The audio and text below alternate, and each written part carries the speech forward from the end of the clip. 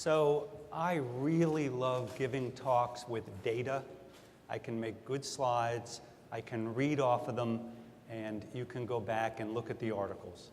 So this is not one of those hard data talks, but I'd like to spend the next 20 or so minutes, or 25 minutes, we'll get out by 5 o'clock, talking about us optimizing how we work under stress, and what to do when the shift hits the fan. So really what this talk is how to minimize making big mistakes when you're working under stress.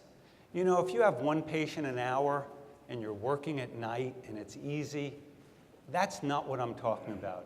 I'm talking about when you get overwhelmed. And we in emergency medicine believe in this. We're experts because we know what to do when we see it. You're an expert when to know and to act becomes one and the same. And as we get stressed, sometimes we don't know what to do. Keep in mind that our specialty is based on this concept. All important decisions are made on incomplete information. Yet we're responsible for every decision we make. I know that sometimes someone comes in with hyperacute ST segment elevation and you go STEMI and you lift the phone or you do your STEMI alert and they leave and you go, I'm on it. But a lot of the decisions we make are on incomplete information, especially the people we send home. The only problem is we're responsible for those decisions. As some of you know that have heard me talk, I am very religious, and I adhere to the 10 Commandments. My residents who taught me say that I always say there are 5 causes, 5 steps. And for those of you that know the 10 Commandments, you know in fact that they are 2 sets of 5. But these are the 10 Commandments that all of us, regardless of race, creed, color, point, national origin, sexual preference, ought to really worship at too. And that is, there are certain things that we need to do because when you violate them, you're much more likely to make a mistake, to get sued, to have a bad outcome, to screw up. Number 1, assume the worst.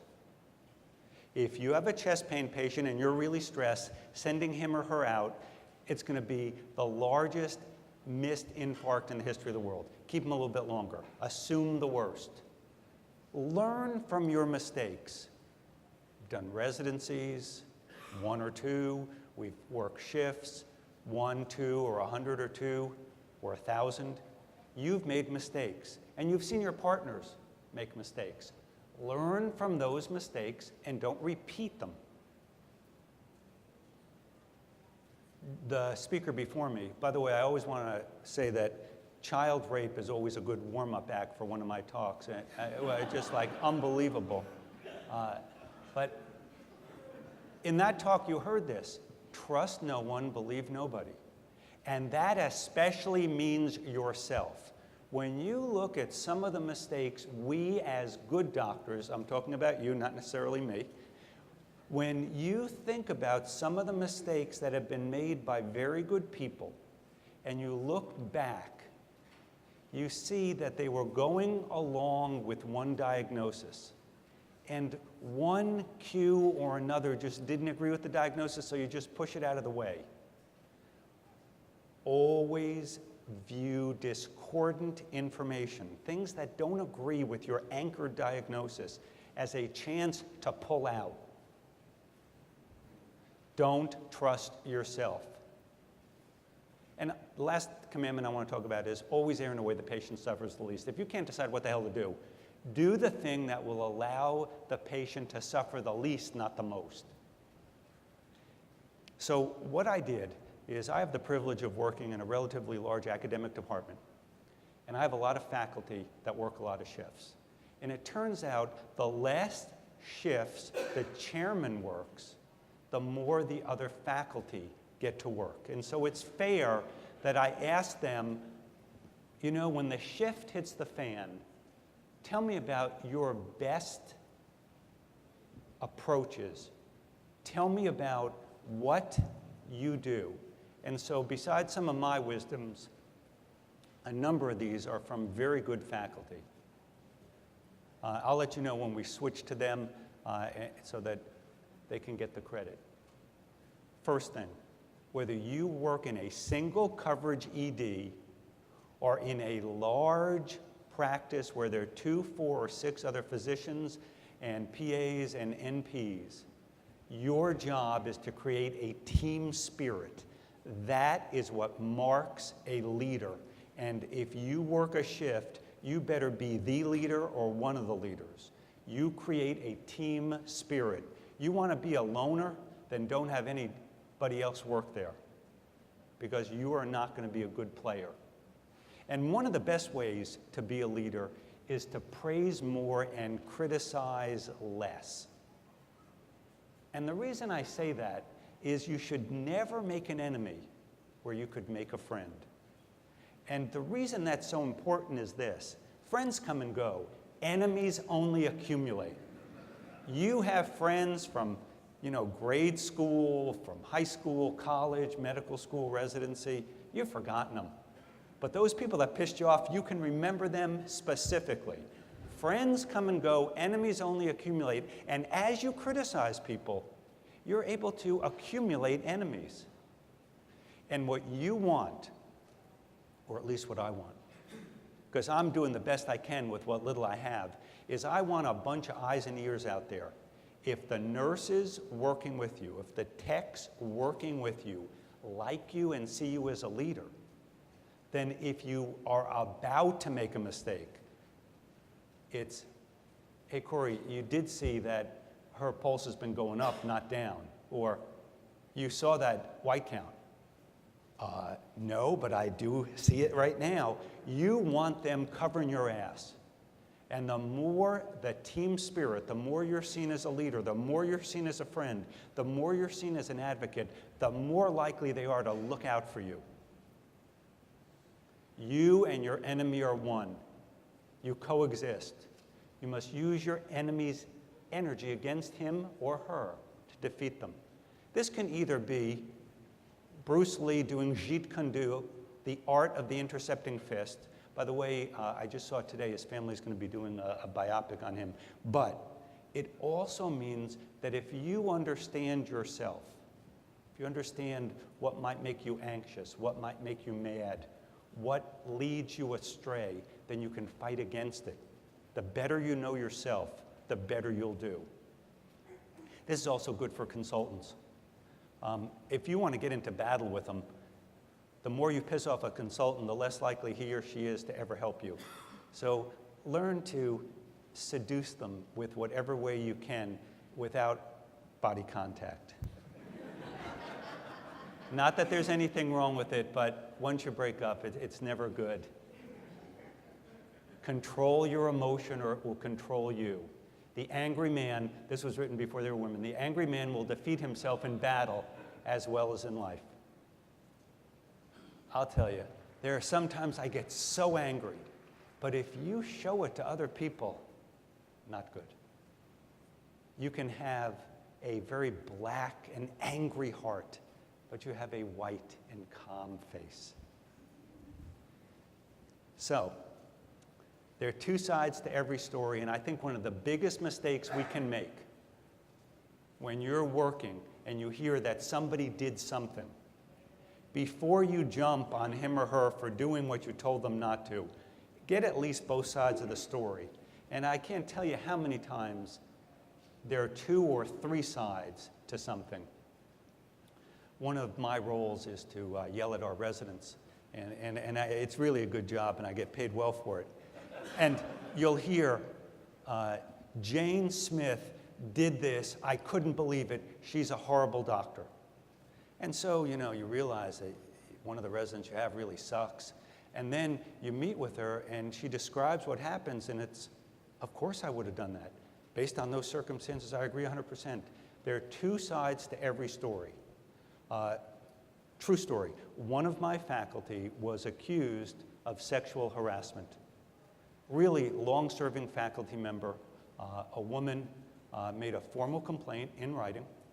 that got forwarded to me by our administration, that when she was in the trauma bay, he inappropriately touched her. This woman had one visit to RED, and during that visit, this physician was with his wife and family more than 1,000 miles away, verified.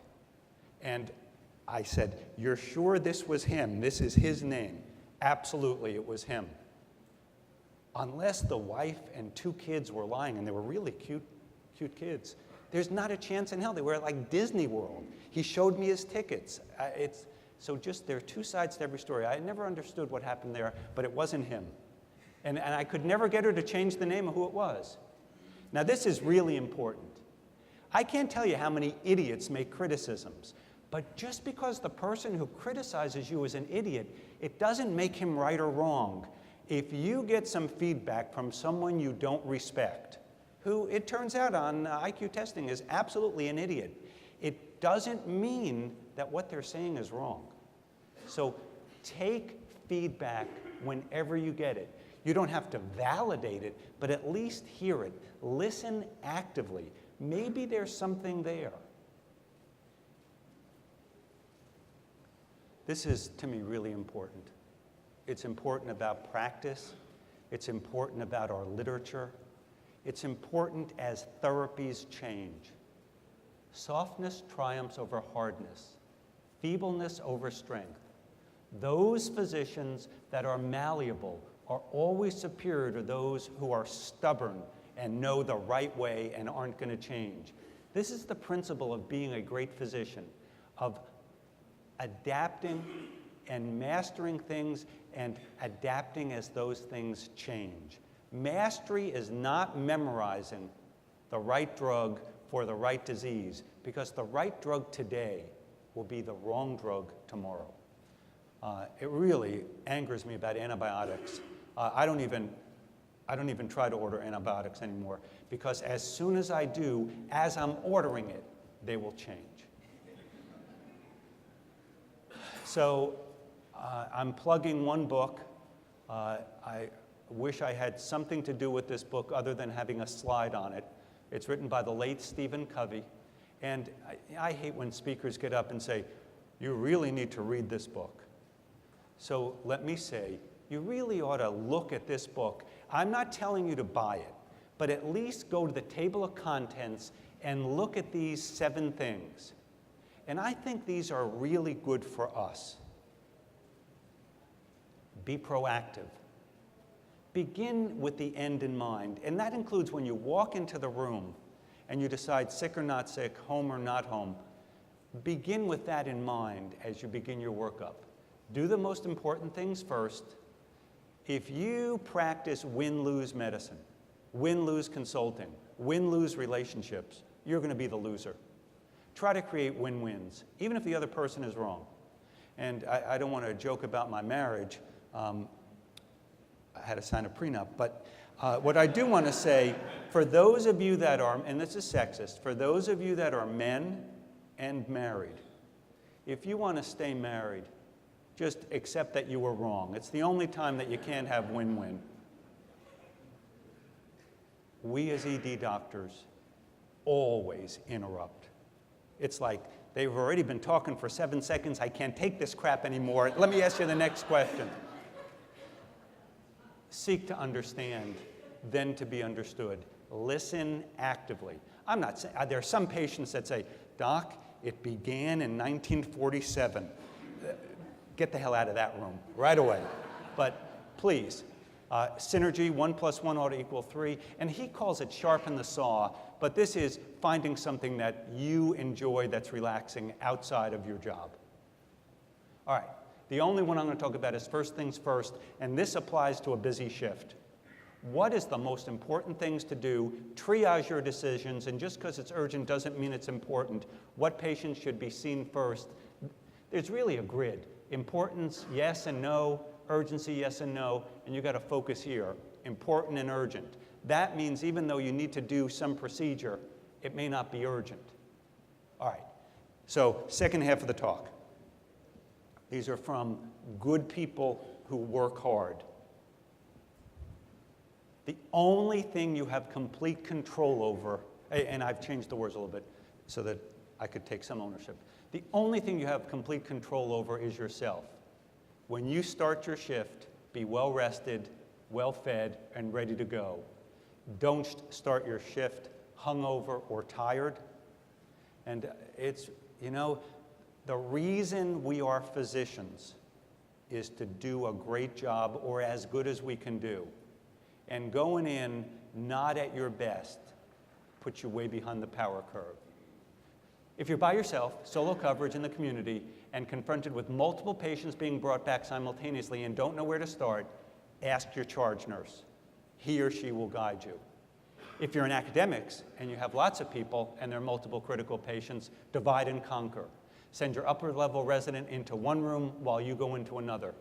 What we do, we have an R3 and an R2, and if we have two really sick patients, I send the R3 into one room, the R2 into the other, and I can maintain a Zen state. You know what's unfortunate for me is I see a couple of my residents are here, and this is going to ruin what I've had going now for 30 years. Don't sweat the small stuff. I really like this one. When the shift hits the fan and you don't have time to argue with the chronic back pain patients who are begging, and we're from Tennessee, they've got to have Percocet, give them the Percocet and get them out. Live to fight another day. I didn't say write a prescription for 60, but you know, give them a take-home pack of 4. If you see that they're always doing that, if it's really busy, say, all right, here's another one. But we get so emotionally invested in it. When you have plenty of time, then it's good to piss them off. When things get crazy, remind yourself one thing at a time. We think we can multitask, but you can do twice as many things half as well. Really focus. We're really not masters of multitasking. Prioritize and focus, and then move rapidly. I like this. Stop charting, but take notes. Charting is very important, but when the shift hits the fan, take some notes and move on. So I want you to think about the usual dynamic. EMS brings in a patient, maybe a complicated patient, and the triage nurse goes in and gets the history from EMS. Then the triage nurse gives it to the nurse taking care of that patient. Then you come in, and if the patient can't give a good history, the nurse who heard it from the triage nurse who heard it from EMS gives you their translation. There's a lot lost in translation. And so hitting up EMS before they leave the room, in 10 or 15 or 20 seconds, you know what you need to know. Do quick histories and physicals. Get your order started, come back later and be more complete. And the other thing is, if you've screwed up and you've gotten, you know, in general, with a couple of lab tests, you know a lot. BMP and a lactate, white count. In my hospital, we also send off urines. It's done, and I've talked about religion, it's done because of tradition. We never get urines back, but we believe it's traditional that you send them. Triage procedures. I mean, it's so good to go in and you're doing the procedure and all hell is breaking loose outside. You can't do that. Unless it's a life-saving procedure, do not get stuck in the room. Divide and conquer. You've got to communicate. You're the leader of the team, even if you're single coverage. You have 1, 2, or 3 nurses, 1, 2, or 3 techs. You are the leader of a team. Divide and conquer. Always notify your nurses of the plans. They're the ones who are going to execute the plans. And the more they understand what you want to do and why, the more they can assist you and tell you why it's working or not, or maybe make some suggestions. I don't know how many patients you see on a shift, but the nurses have usually seen more. Be careful. The whole ED has to run when the shift has hit the fan. If you tell them why you're doing certain things, there's nothing better than when I'm busy going one way, the nurse says, oh, I saw the x-ray, the radiology said there's a pneumothorax. Hello?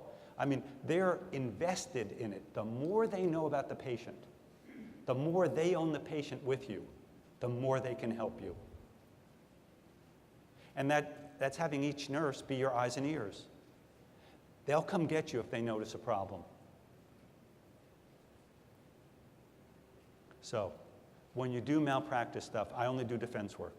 When you do malpractice stuff, you see this all the time. It's really busy. The shift is hit the fan.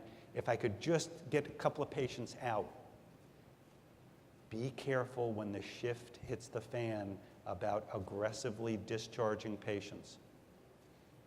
Those are the people that will come back to haunt you.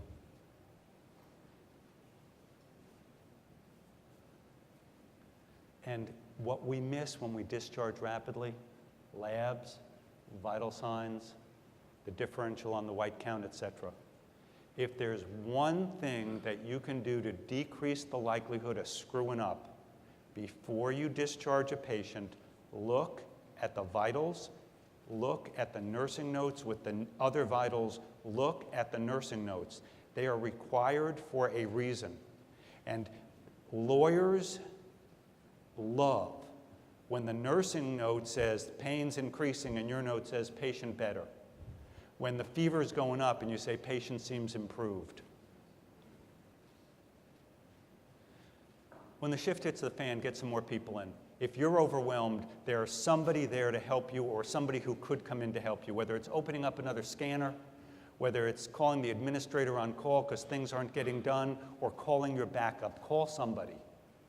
Mobilize resources. And if you know that there are going to be problems, maybe you have a second scanner, you ask the administrator to get it open. Get a couple of extra techs in. Let somebody know that you're having a problem. Call the chief of staff. Call somebody. When you're alone, you're not going to be as good. We sometimes have to do unpleasant things when there's violence. And if you think there might be something bad, you don't have to have 2 armed guards next to you. But people act differently when there are 1 or 2 people with guns just in the proximity and they have a uniform on. One of our best faculty who runs our helicopter service, he's at a event, and a guy in front of him goes to grab somebody, and so he goes to pull this perp off of him, and the cops spray both of them with pepper spray. So this very same person is at a different time, and for the residents here, this is Dr. Brzezinski. There's like 9 people in the bereavement room, and he tells them about the death, and the family gets into a fist fight with each other. And so his recommendation was, if you're going to do something bad, just have 2 or 3 people in the bereavement room. I'm not doing a HIPAA violation. Our deceased dean has urged me to talk about this. So John Chapman was the longest serving medical school dean. He served more than 25 years at Vanderbilt. And one of our faculty called me at about 11 o'clock at night and said, hey boss, the dean's wife just called, he slipped, and he has a forehead lac. And so I said, okay, don't let a medical student sew him up. And I come back to bed, and my wife said, what was that? And I tell her, she goes, you're not going in to see the dean? I say, what am I going to do? It's a lac. So about 20 minutes later, the faculty member calls me back. He goes, hey boss, the dean's dying, come quick.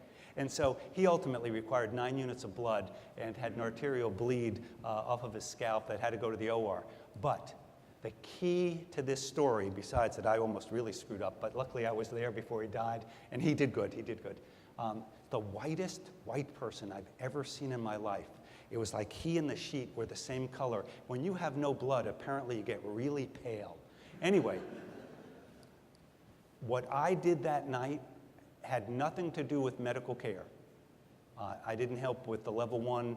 I didn't help with getting extra blood. I didn't do the intubation.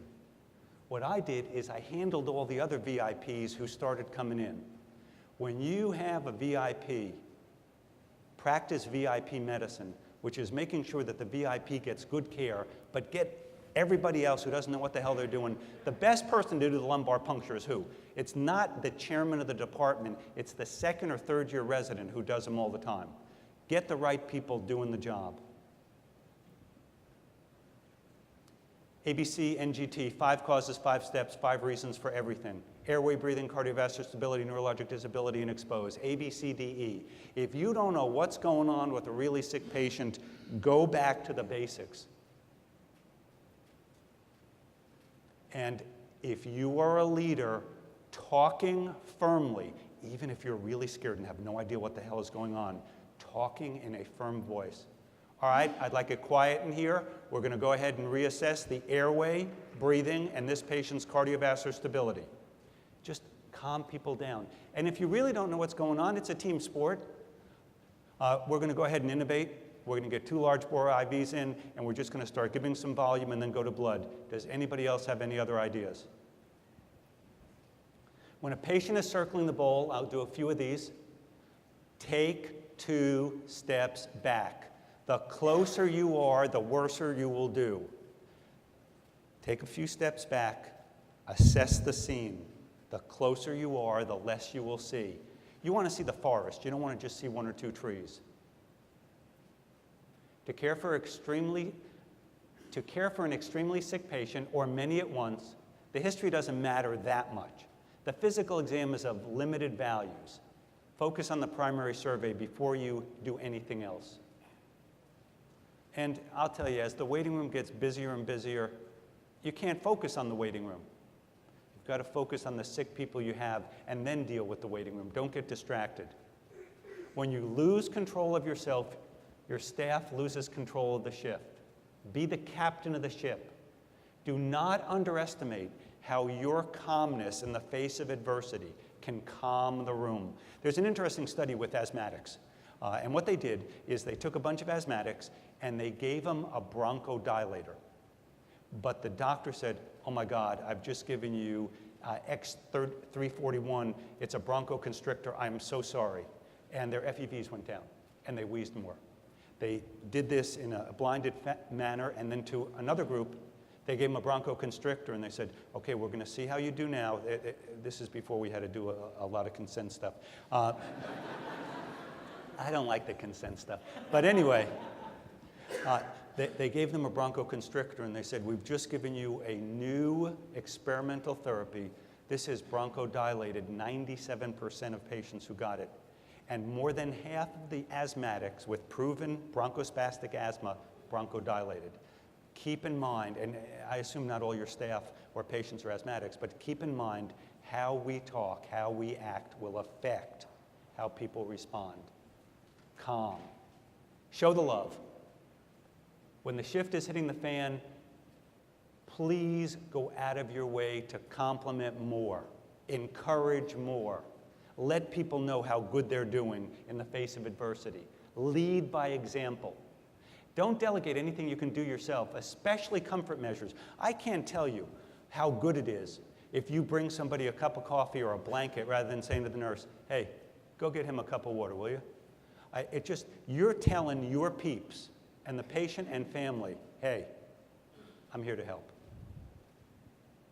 Make certain at the end of the shift, when your staff feels exhausted, make them feel appreciated and treasured. Go see your patients more as the shift crashes in on you, but go quickly. If you want to calm the room,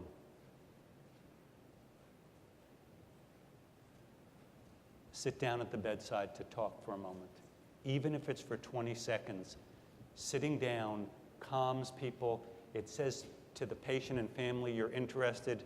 It says to the nurses, medical students, residents, who's ever there, hey, I'm patient, I'm listening, I'm careful, I'm concerned, I'm calm. I've already said this, don't be the one doing the procedures if you can give them away. Just a few more and we'll stop. If you don't know what the hell's going on, give a lot of antibiotics. You can ask the questions later. And I'll tell you something else. Other than allergy, 1 dose of an antibiotic doesn't hurt anybody. Even if it's 4.5 milligrams per kilo of gentamicin, 1 dose. Don't forget the adrenal glands. Steroids are wonderful. There is no disease known to man or woman that steroids haven't been tried in. You could try it in your patient. You know, every program has at least one of these corrupted people use the ultrasound machine. But really, I don't understand. I once diagnosed an ectopic pregnancy in a guy with ascites, so please understand. I'm pretty sure it was an ectopic, but our ultrasonographers disagreed. But even if you don't know shit from Shinola about ultrasound, it's really helpful as far as looking at the heart, at looking at the IVC. You don't have to get that good at it for it to help you a lot. After a chaotic shift or a bad situation, call somebody, your spouse, your partner, or both, somebody you trust. We have huge stresses, and we don't have PTSD in emergency medicine, but we should, and we probably do. When you've had horrible death and destruction around you for a shift, you ought to debrief with somebody. You could even talk to your dog. I would say dog or cat. Dogs will listen to you. Cats don't give a damn. This is very important, very important. And I'll tell you, and please, I don't have urologic problems. There's nothing better than on a busy shift, you go, yeah, I gotta go pee. And then it's like 2.5 hours later and you go, geez, I still gotta pee. That's when you know it's a busy shift. So let me close with this from one of my greatest teachers, Cheech Marin of Cheech and Chong. Responsibility, it's a heavy responsibility. Our job is cheating death. And we've got to do a good job. Life unfolds on the great sheet of time, but once it's finished, once that roll of toilet paper is gone, we're done. And so you want to do your best every shift. Control your emotions. Don't make an enemy where you could make a friend. Calmness, leadership, that's what we need to do. It has been my privilege. We are 1 minute over. Namaste.